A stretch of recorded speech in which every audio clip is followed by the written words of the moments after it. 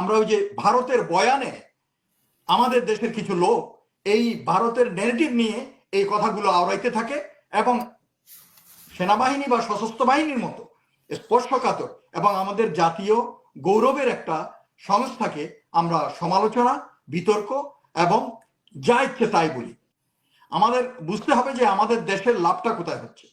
দেশপ্রেমের অবস্থান থেকে আমাদের প্রত্যেককে যার যার অবস্থান থেকে, হি ইজ এ লয়ার তার অবস্থান থেকে, শি ইজ এ টিচার তার অবস্থান থেকে, আমি একজন রিটায়ার্ড সোলজার আমার অবস্থান থেকে, আপনি একজন মিডিয়া ব্যক্তিত্ব আপনার অবস্থান থেকে, আমরা আমাদের অবস্থান থেকে দেশের উন্নতি যাতে হয় এবং দেশটা যাতে সঠিক ট্রেইলে সামনের দিকে আগায় এই চেষ্টাটা করতে হবে। আমি যদি গিয়া একটা সোলজার, আমি মিলিটারি ম্যান, আমি গিয়ে যদি ওখানে মাতব্বরি করার চেষ্টা করি, দ্যাটস নট রাইট। আমি যদি ওনাকে পরামর্শ দেওয়ার চেষ্টা করি, দ্যাটস নট রাইট। যার যার ফিল্ডে যে যেখানে এক্সপার্ট তাকে আমাদের কাজ করতে দেওয়া উচিত। বাইরে লোকজনের আসলে যেহেতু আমাদের পূর্বের ইতিহাস থেকে হয়তো লোকজনে ওই যে বলে না সিঁদুরে মেঘ দেখলেই ভয় পায়, আমি এইটা বলতে পারি এবং আমি এটা অ্যাডভোকেটও করি এবং আমি আমার বিভিন্ন লেখাতে বইতেও লিখেছি। এবং আমাদের সেনাবাহিনীর এখন যে সাইকি, ওইটা হচ্ছে যে দেশ চালানো সেনাবাহিনীর কাজ নয়। এটা কিন্তু আমাদের শিক্ষা, আপনি জানেন আমাদের এই যে স্টাফ কলেজ এনডিসি এগুলোতে শেখানো হয়। সো দেশ চালানো সেনাবাহিনীর কাজ নয়। সেনাবাহিনী হচ্ছে is a tool of state machineries, রাষ্ট্রযন্ত্রের একটা অংশ এবং এটা খুব স্পর্শকাতর অংশ যেটা জাতীয় প্রতিরক্ষার সাথে জড়িত। কিন্তু আচ্ছা, তার আগে আমি স্ট্রেট ফরওয়ার্ড আপনার ওই উত্তরটা দিই যে আমি আমার একটা ভিডিওতে বলছি, আমি ক্লিয়ার কাট বলতে চাই যে সেনাবাহিনী বর্তমানে ক্ষমতা গ্রহণের কোনো অভিলাষ নাই। এটা আমি বলতে পারি আমার স্টাডি থেকে। কেন বলছি, আপনি দেখেন এই জেনারেল ওয়াকারের যদি ওই ধরনের অভিলাষ থাকতো, তার কি স্কোপ ছিল না? ছিল। 5 থেকে 8 তারিখের ভিতরে তো সে বলতো যে stop it, this is my turn, it's one two paper. এখনো আপনি দেখেন মাঠে ময়দানে পুলিশ নাই, পুলিশের স্ট্রাকচার কাঠামো ইজ এত দুর্বল, তারা কাজ করতে পারছে না, দে আর নট ফাংশনাল। বাংলাদেশের যে আর্মি যাই আছে আমাদের, এইটা দিয়ে পুরো দেশের বিভিন্ন জায়গায় ছড়াই ছিটাই আছে, whereas they are not designed। আমাদের এই পুলিশিং গ্রামগঞ্জে কমিউনিটি পুলিশিং এর জন্য আমাদের সেনাবাহিনী তো না, বাট ওরা করতেছে কেন? দেশের স্বার্থে, জনগণের স্বার্থে, শান্তি শৃঙ্খলা ফিরে আনার জন্য। আপনি জানেন আমাদের সৈনিকরা যে বিভিন্ন জায়গায় যে আছে, ওরা 24 ঘন্টায় 3 ঘন্টা ঘুমাতে পারে না, কারণ ওই যে অল্প লোক বাই রোটেশন, ওদেরকে ওই যে পেট্রোলিং এ যেতে হয়, বিভিন্ন ডিউটিতে যেতে হয়, এইভাবে ওরা বাই রোটেশনে শিফট ডিউটি করে করে করতেছে।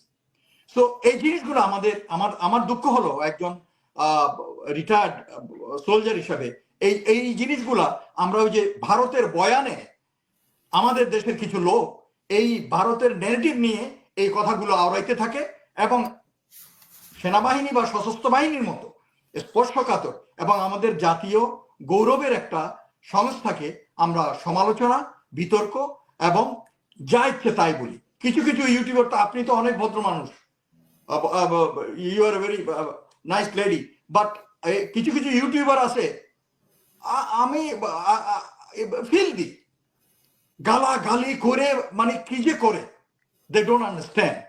একটা সেনাপ্রধান যাই করুক, আরে ভাই আইন কানুন তো আছে, তুমি গালি বলা হচ্ছে যে উনি ভারতের পারপাস সার্ভ করছেন, ভারতের এজেন্ডার কথা বলছেন, উনি আওয়ামী লীগের কার্যক্রম আমি বলি, আমি এখন আমার কথাগুলো বলার পর হাসিনা আপনি দেখবেন ওই যে কমেন্টে অনেকে বলবে যে আমি ইউনুসের দালাল বা আর্মির দালাল। নো, আমার কথা হচ্ছে যে we have to say always the right thing, do the right thing, say the right thing. ওই যে খালি ভাইরাল হওয়ার জন্য এবং ওই বিভিন্ন জায়গায় লাইক পাওয়ার জন্য উল্টাপাল্টা খালি সমালোচনার খাতিরে সমালোচনা করে লাভ নাই।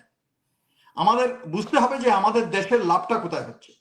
দেশপ্রেমের অবস্থান থেকে আমাদের প্রত্যেককে যার যার অবস্থান থেকে, হি ইজ এ লয়ার তার অবস্থান থেকে, শি ইজ এ টিচার তার অবস্থান থেকে, আমি একজন রিটায়ার্ড সোলজার আমার অবস্থান থেকে, আপনি একজন মিডিয়া ব্যক্তিত্ব আপনার অবস্থান থেকে, আমরা আমাদের অবস্থান থেকে দেশের উন্নতি যাতে হয় এবং দেশটা যাতে সঠিক ট্রেইলে সামনের দিকে আগায়, এই চেষ্টাটা করতে হবে। খালি ক্যারেক্টার অ্যাসাসিনেট করতে লাভ নাই। আপনি আমাকে ওই যে আপনি যেটা বললেন, আমাকে পছন্দ করলেন না, আমার বানাই দিলেন র এজেন্ট। আমাকে পছন্দ করলেন না, আমাকে বানাই দিলেন আইসিআই এজেন্ট। এইভাবে করে আমরা ক্যারেক্টার অ্যাসাসিনেট করি। আমরা নিয়ে আসি, সে ফর এক্সাম্পল আমি জোবাইদাকে পছন্দ করলাম না, গাইটা গাইটা তার ফ্যামিলি ইস্যু নিয়ে আসলাম, হ্যাঁ, তার বাচ্চা এই করছে, তার হাজবেন্ড এই হয়েছে, তার জায়গা জমি এইটা, মানে উল্টা পাল্টা একটা মানুষকে আমরা ক্যারেক্টার অ্যাসাসিনেট করি। দিস আর নট রাইট, এগুলো ঠিক নয়। সামগ্রিকভাবে আপনি চিন্তা করে দেখেন, আমরা যেমন আমি মহসিন ভাইকে পছন্দ করি না, তাই বলে যে আমি তার চরিত্র নিয়ে বানাইয়া কল্পনা প্রসূত গল্প বলে একটা মানুষের ক্যারেক্টার অ্যাসাসিনেট করার তো কোনো দরকার নেই। আমি ওনার মতের সাথে একমত না, ঠিক আছে, আমি আমার মত দেবো, you take it or just go away, কোনো অসুবিধা নেই। কিন্তু আমাদের বাঙালি জাতি আমরা খুবই সমালোচনা মুখর। আমরা একটু পান থেকে চুন খসলেই আমরা সমালোচনা করি। যেমন he is an advocate, I am not expert in that. উনি ল, এই যে ধরনের কেসগুলো উনি হ্যান্ডেল করেন, he is expert in that. আমি যদি গিয়া একটা সোলজার, আমি মিলিটারি ম্যান, আমি গিয়ে যদি ওখানে মাতব্বরি করার চেষ্টা করি, দ্যাটস নট রাইট। আমি যদি ওনাকে পরামর্শ দেওয়ার চেষ্টা করি, দ্যাটস নট রাইট। যার যার ফিল্ডে যে যেখানে এক্সপার্ট, তাকে আমাদের কাজ করতে দেওয়া উচিত। এবং আমাদের দেশের বেলায় দেখেন, আমি বলবো ডক্টর ইউনূসকে রাইট ওয়ে আমরা just we should not draw the line that he is bad guy. No, সে ব্যাড গাই না, সে ব্যাড গাই হলে নোবেল প্রাইজ পাইতো না। আমাদের তো স্বীকৃতি দিতে হবে, দুনিয়ার বিভিন্ন জায়গায় হি ইজ অ্যাকসেপ্টেড। তো ভালো খারাপ মানুষের থাকে, বাট আমার কথা হচ্ছে যে আমি বলি আর কি, যে মাহাথির মোহাম্মদ কে পেয়েছিল Malaysia, who has change Malaysia, but পরবর্তীতে যদিও ওনার এন্ডিংটা ভালো হয় নাই। আবার আমি যেটা বলতেছি, স্বল্প সময়ের জন্য হলো, আপনি আমাকে বলেন অন্তত এই যে আমাদের নষ্ট রাজনীতির পাওয়ার হাংরি পলিটিশিয়ান যারা আছে, তাদের থেকে ভালো না ডক্টর ইউনূস? আচ্ছা, আমি এখন পার্সোনালিটি অত ইয়ে করতে চাইবো না, কে ভালো কে খারাপ। Well, I may not know many things, many bad things.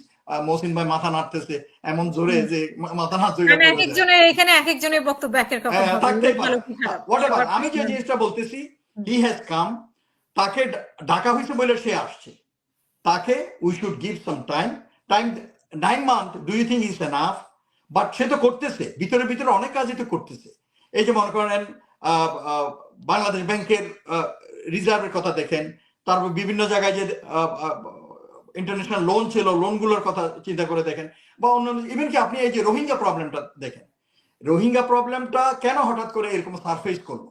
এটা উনি ইচ্ছা করছেই বলে, তো উনি তো এটা নিয়ে চুপ করে থাকতে পারতেন। বিকজ আমি এই ফোরামে, এই প্যানেলে যারা আছে সবাই উনি কি এটা কোনো সমাধান করতে পেরেছেন? মানে কোনো সমাধান আলোচনা চলছে বা আলোচনা করছেন? ডক্টর খলিল বললো না, দে হ্যাভ জাস্ট স্টার্টেড, এটা নিয়ে আলোচনা করে একটা, মানে ডক্টর খলিলের আসলে কোন কথা সত্য কোন কথা, এটাও তো এখন কনফিউজ হয়ে যাচ্ছে। এই তো হাসিনা, আপনারা যদি এইভাবে মানে রাইট ওয়ে সবাইকে ইয়ে করেন, তাইলে হবে না। আমাদের কথা হচ্ছে যে বিশ্বাস করতে হবে, ট্রাস্ট করতে হবে। যদি রাইট ওয়ে আমরা সবাইকে মানে মিসট্রাস্ট এবং ডিস্ট্রাস্টের ভিতরে ফেলি, তাহলে মুশকিল।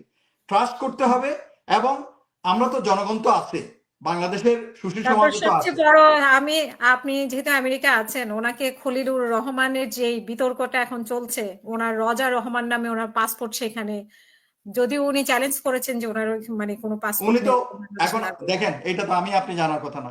এখন আপনি যদি আমার সম্বন্ধে জিজ্ঞেস করেন, আমি আমার স্টেটমেন্ট যেটা দেবো, you have to take it unless you do investigate physically. But এখন উনি যেটা বলছে, আর যদি সিডোনেমের কথা বলেন, নিক নেমের কথা বলেন, এরকম তো আমার আপনার অনেকেরই আছে বিভিন্ন জায়গায়, বিভিন্ন গ্রুপে, ইয়েতে। But I don't have any idea about that. But আমি ওটা বলতেছি উনি তো পলিটিশিয়ান না, তাহলে 26 বছরে উনি পাসপোর্ট নেননি, এটা কিভাবে মানে ইয়ে করা যায় আর কি? উনি তো বললেন ওনার পাসপোর্ট নাই। উনি ওনার পাসপোর্ট নাই, এখন কাজের জন্য কিন্তু এখন খলিলুর রহমানের নামে নাই, এরকম মানে রজা রহমান নামে বা অন্য কোনো নামে আছে। ভাই, আমি এটা নিয়ে আপনার সময় নষ্ট করতে চাই না, because I cannot contribute in this. উনি রজার রহমান না উনি টম সেলেক, এইগুলো আমি কিছু জানি না। তো এখন উনি যেটা বলছে ওটা যদি বিশ্বাস করেন, উনি যেটা বলছে যে উনি চাকরি করেন, ওই সুবাদে ওখানে আছেন, এইটার ব্যাপারে আমার বলার কিছু নাই।